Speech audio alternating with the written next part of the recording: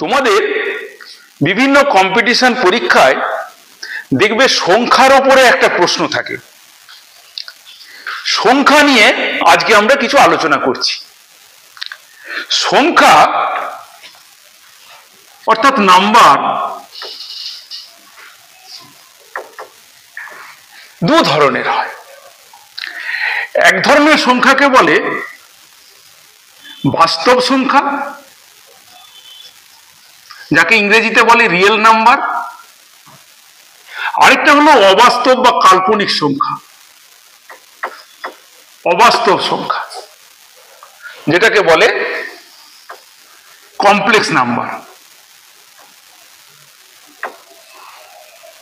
আজকে আমরা আলোচনা করব বাস্তব সংখ্যা নিয়ে, আর পরে একদিন একটা ভিডিওতে আমরা অবাস্তব সংখ্যা নিয়ে আলোচনা করব।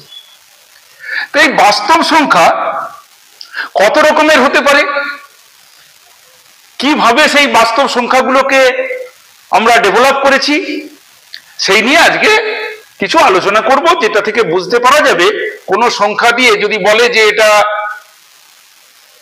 প্রকৃত সংখ্যা কিনা, এটা অখণ্ড সংখ্যা কিনা, এটা পূর্ণ সংখ্যা কিনা, এই বিচারগুলো আজকে আমরা শিখে যাব। প্রথমে বাস্তব সংখ্যার মধ্যে যে সংখ্যাটাকে নিয়ে আমরা আলোচনা করব সেটাকে বলে প্রকৃত সংখ্যা, অনেকে বলে প্রাকৃত সংখ্যা, অর্থাৎ ইংরেজিতে বলে ন্যাচারাল নাম্বার।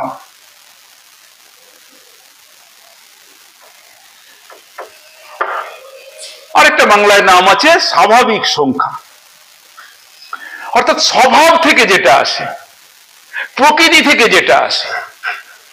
তাহলে প্রকৃতি থেকে বা স্বভাব থেকে যে সংখ্যাটা জন্ম নিচ্ছে সেই সংখ্যাটাকে আমরা বলি ন্যাচারাল নাম্বার।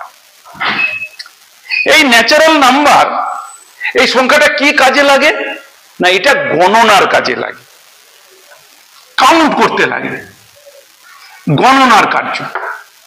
গণনা কার্য কিভাবে হয় না, গণনা কার্য আমরা প্রশ্ন করা হলো, ধরো যে তোমার হাতে কয়টি পেন আছে, তোমার হাতে মনে করো 4টি পেন আছে, তাহলে তুমি কি বলো 4। সেখান থেকে যদি তুমি একজনকে একটা দিয়ে দাও তাহলে কটি থাকলো 3। তাহলে এইভাবে উত্তরগুলো দেখবে সব আমরা যে গণনা করি, গাছ থেকে কয়টি নারকেল পড়লো, ঝড়ে কয়টি গাছ ভেঙে গেল, এই উত্তরগুলো কিন্তু সব এরকম নাম্বার দিয়ে আসবে, 1 2 3 4 এরকম, এর বাইরে কোনো আসবে না। কত দূর পর্যন্ত এই সব উত্তরগুলো হতে পারে, একেবারে ইনফিনিটি পর্যন্ত। ইনফিনিটি মানে কি, অসীম। আমি যা ভাবতে পারি সর্বোচ্চ শেষ ভাবা, তার থেকেও বড় এটা। যত বড় ভাবতে পারো একটা সংখ্যা, 1 লক্ষ ডিজিট, 2 লক্ষ ডিজিট, 10 লক্ষ ডিজিট, 5 কোটি ডিজিট, তার চেয়েও বড়। তাহলে এত দূর পর্যন্ত উত্তর হতে পারে যে কোনো প্রশ্নের, প্রকৃতিতে স্বভাবজাত মানুষের। তাহলে এইগুলোকে আমরা বলি ন্যাচারাল নাম্বার বা প্রকৃত সংখ্যা। 2 আসছে অখণ্ড সংখ্যা, অখণ্ড সংখ্যা, ইংরেজিতে বলে হোল নাম্বার। হোল নাম্বারটা কি না, দেখো এই কাউন্ট করতে গিয়ে 1 2 3 4 5 6 7 8 9, তারপরে কিন্তু 10 এলো, যেই 10-এর মধ্যে আছে একটা 1 একটা 0। তাহলে সেই শূন্য সংখ্যাটা কিন্তু এখানে নেই। কেন নেই প্রকৃত সংখ্যায়? অর্থাৎ গণনার সময় শূন্যটা আমরা ব্যবহার করি না। মনে করো তোমার হাতে একটাও পেন নেই, কিংবা তোমার হাতে 5টা ছিল, তুমি বললে যে আমি এই 5টা অন্য একজনকে দিলাম, তাহলে আমার হাতে আর কটি পেন রইল? তাহলে 5টা পেন তোমার হাতে ছিল, 5টা পেন তুমি আরেকজনকে দিয়ে দিলে, তোমার হাতে কয়টি পেন? তুমি কিন্তু উত্তর কখনোই শূন্যটি বলো না, তুমি বলো আমার হাতে পেন নেই, যা ছিল আমি দিয়ে দিয়েছি। তাহলে শূন্য আমরা কখনো গণনায় ব্যবহার করি না। গাছ থেকে কয়টি আম পড়লো? 0টি আম পড়লো, মানে একটিও পড়েনি। আমরা বলি সবসময় একটিও আম পড়েনি, কিন্তু 0টি আম পড়লো এরকম উত্তর আমরা দিই না। তাহলে এই শূন্যটাকে কিন্তু দরকার আছে কাউন্টে। ওই যে বললাম সংখ্যা তৈরি করার সময় শূন্য লাগবে, তার মানে শূন্যকে ধরে নিয়ে যদি আমরা আমার কাউন্টেবল নাম্বার অর্থাৎ ন্যাচারাল নাম্বারগুলোকে নিই 1 2 3 4 এই করতে করতে একেবারে অসীম পর্যন্ত, এই সংখ্যাগুলোকে বলা হয় হোল নাম্বার বা পূর্ণ সংখ্যা, অখণ্ড সংখ্যা। পূর্ণ নয়, অখণ্ড সংখ্যা, শুধু জিরোটা ইনক্লুশন হলো। তার মানে শূন্য হলেই পূর্ণ হলো এই নাম্বারের জগৎটা। এরপরে আসছে পূর্ণ সংখ্যা। পূর্ণ সংখ্যাটা কি? ইংরেজিতে বলা হয় ইন্টিজার নাম্বার। ইন্টিজার, এই ইন্টিজারটা কি না, এই যে নাম্বারগুলো আছে এগুলো সবই থাকলো 0 1 2 3 এরকম করে করে ইনফিনিটি পর্যন্ত আছে, তারপরেও আবার ঋণাত্মক দিকে -1 -2 -3 এই করতে করতে একেবারে মাইনাস ইনফিনিটি পর্যন্ত। অর্থাৎ ঋণাত্মক দিকে মানে ঋণাত্মক সংখ্যা -1 -2 -3 এরা সবাই কি একসঙ্গে মিলে পূর্ণ সংখ্যা, যেটাকে বলি আমরা ইন্টিজার। এরপরে আসছে মৌলিক সংখ্যা। মৌলিক সংখ্যা,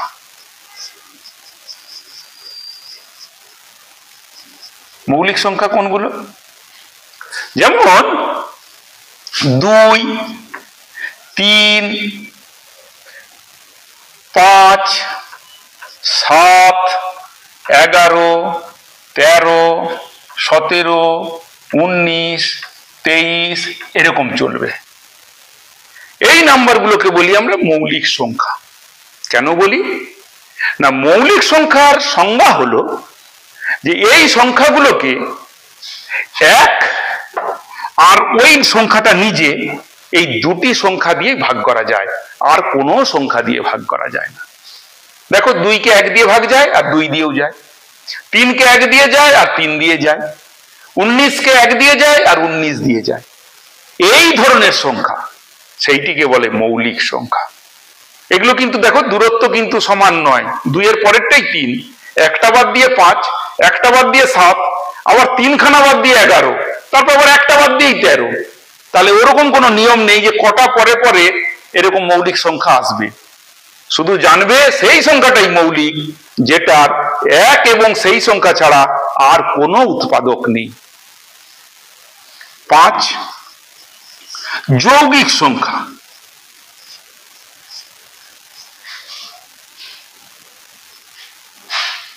মৌলিক সংখ্যার ইংরেজি হলো prime number. Prime number.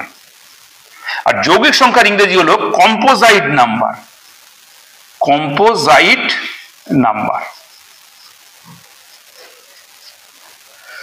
Composite নাম্বারটা কি না, এই ধরনের সংখ্যাগুলো বাদ দিয়ে যে সংখ্যাগুলো, অর্থাৎ এক এবং সেই সংখ্যা ছাড়া আরো কোনো সংখ্যা দিয়ে যদি ভাগ করা যায় তাদেরকে বলে যৌগিক সংখ্যা।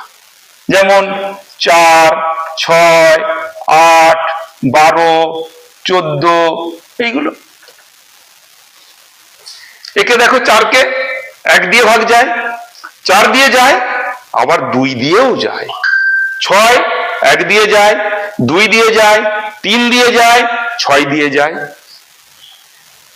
8 1 দিয়ে যায়, 2 দিয়ে যায়, আবার 8 দিয়ে যায়। এই সংখ্যাগুলোকে বলে যৌগিক সংখ্যা। এখানে শুধু একটা জিনিস মনে রাখার, সেটা হচ্ছে দেখো 1 কিন্তু মৌলিক নয়। 1 যে সংখ্যাটা এটা কিন্তু মৌলিক নয়। কেন নয় না, 1-এর ক্ষেত্রে এরকম দুটো নাম্বার পেলাম না যে দুটো দিয়ে 1 কে ভাগ করা যায়। 1-এর ক্ষেত্রে শুধু 1 দিয়েই ভাগ করা যায়, আবার ও নিজেকে নিজে দিয়ে ভাগ যায়, কিন্তু সেই সংখ্যাটা তো একটাই। কিন্তু অন্যদের ক্ষেত্রে দুটো করে পাওয়া যাচ্ছে, 5-এর 1 দিয়ে যায় 5 দিয়ে যায়, 7-এর 1 দিয়ে যায় 7 দিয়ে যায়। এর ক্ষেত্রে ওরকম দুটো পাওয়া গেল না, সেই জন্য একটাই সংখ্যা শুধু পাওয়া যাচ্ছিল বলে 1-কে মৌলিক সংখ্যা ধরা হবে না। তাহলে 1 কি মৌলিকও নয় যৌগিকও নয়। মজার জিনিস। আরো একটা মজার ঘটনা আছে মৌলিকে। দেখো যত সংখ্যা আছে এখানে, যতগুলো লিখেছি আমি, সবাই কিন্তু বিজোড় সংখ্যা। তাহলে মৌলিক হতে গেলে তাকে বিজোড় হতে হয়, কিন্তু জোড়ও একটি আছে এবং সেটি হলো কনিষ্ঠতম। তার মানে সবচেয়ে ছোট যেটা সেটা হচ্ছে জোড় এবং সে নিজে মৌলিক। তাহলে জোড় মৌলিক সংখ্যা একটিই আছে, সেটি হলো 2, অন্য কেউ নয়। ক্লিয়ার? যৌগিক সংখ্যা সম্বন্ধে আর কোনো প্রশ্ন নেই। এরপর আসছে জোড় বিজোড় সংখ্যা। 6 নম্বর জোড় বিজোড়।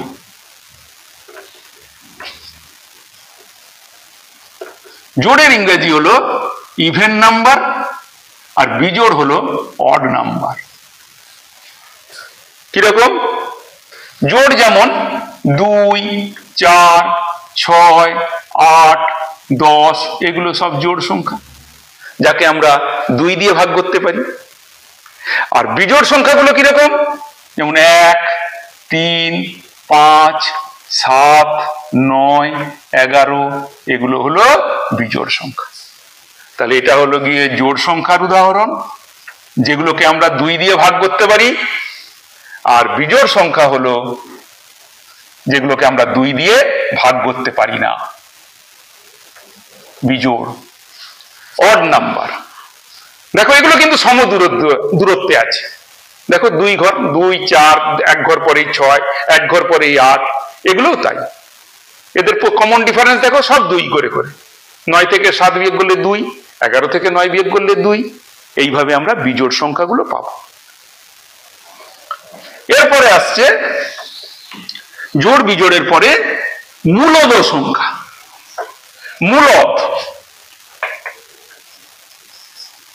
মূলদ সংখ্যা ইংরেজিতে বলে রেশনাল নাম্বার।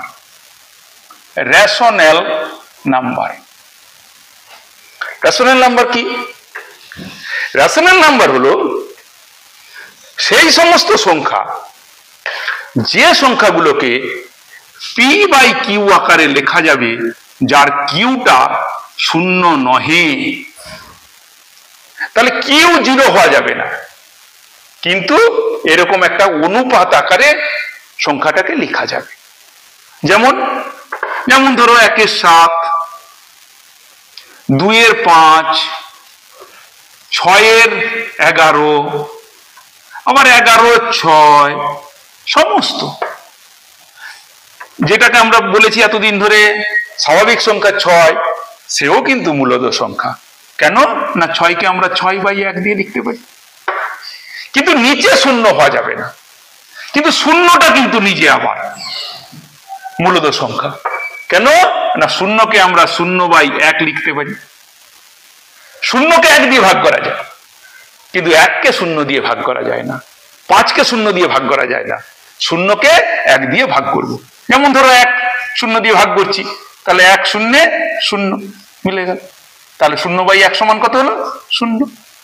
তাহলে 0কে 1 দিয়ে ভাগ করতে পারবো, কিন্তু 1কে আমরা 0 দিয়ে ভাগ করতে পারবো না। এই হলো গিয়ে আমার মূলদ সংখ্যা, রেশনাল নাম্বার। এছাড়া ধরো আমরা বললাম √9। √9 মানে এটাকে কি করি আমরা, রুটটা কিন্তু তুলে দিতে পারবো। তার মানে আমরা লিখতে পারি 3 গুণিত 3, তার মানে 3। আর 3কে আমরা লিখবো 3/1, তার মানে p/q আকারে লিখে ফেলতে পারলাম। তাই এই সংখ্যাটাকে আমরা বলবো মূলদ সংখ্যা। √16 এটাকেও আমরা লিখতে পারি 4 × 4, তার মানে একটা 4, সেটাকে আমরা লিখলাম 4/1। তাহলে এই সমস্ত সংখ্যাগুলোকে সবই মূলদ সংখ্যা বলবো। কিন্তু আমরা √18 এটাকে কিন্তু মূলদ বলতে পারবো না। কেন পারবো না? এগুলো পরীক্ষায় আসে তো, এই নম্বরগুলো দিয়ে বললো কোনটা মূলদ বলো, কোনটা মূলদ নয় বলো। তাহলে আমাকে বলতে হবে, তাহলে চিনতে হবে সংখ্যাগুলোকে। তার মানে এটাকে কি লিখবো? 3 গুণিত 3 গুণিত 2। দুটো 3 এলেই রুটের বাইরে একটা চলে আসে, তাহলে 3, এই দুটো 3-এর জন্য একটা 3 বাইরে এলো, একটা 2 ভেতরে রয়ে গেল। এই 2টাকে কিন্তু আর আমি বাইরে আনতে পারছি না। তাই এই ধরনের সংখ্যাটাকে আমরা কিন্তু মূলদ বলবো না, কিন্তু এটা মূলদ হবে, এটা মূলদ হবে। তাহলে তাহলে আশা করি মূলদ সংখ্যাটা সবাই বুঝতে পারবে।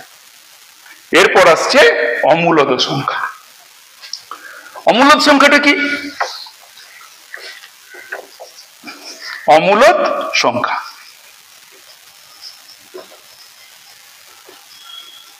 যেটাকে বলা হয় ইররেশনাল নাম্বার।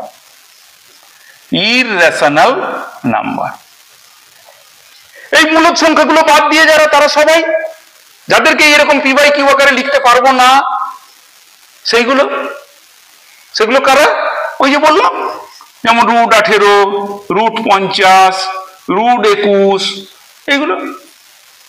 এছাড়াও আছে পাই আছে, যেটাকে আমরা আসন্ন মান হিসেবে 22/7 ধরে নিই, কিন্তু এটা ভাগ করলে কখনোই ভাগটা মিলবে না। এ ধরনের সংখ্যা। ই বলে একটা নাম্বার আছে, যেটার মান 2 থেকে 3-এর মধ্যে আছে, কিন্তু নির্দিষ্ট কোনো মান জানা নেই। সেই জন্য এই নাম্বারটাকে, এদেরকে বলা হয় ইররেশনাল নাম্বার বা অমূলদ সংখ্যা। √3, √2 সবাই অমূলদ। আশা করি সমস্ত সংখ্যাগুলো বুঝতে পারলে।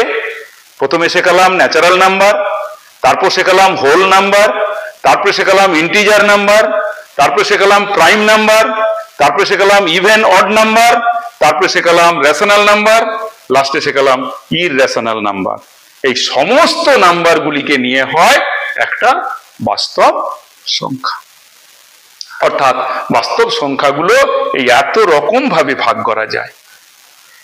এরপরের ক্লাসে আমরা অবাস্তব সংখ্যা নিয়ে আলোচনা করব। আশা করি সকলে ভিডিওটা বুঝতে পেরেছো।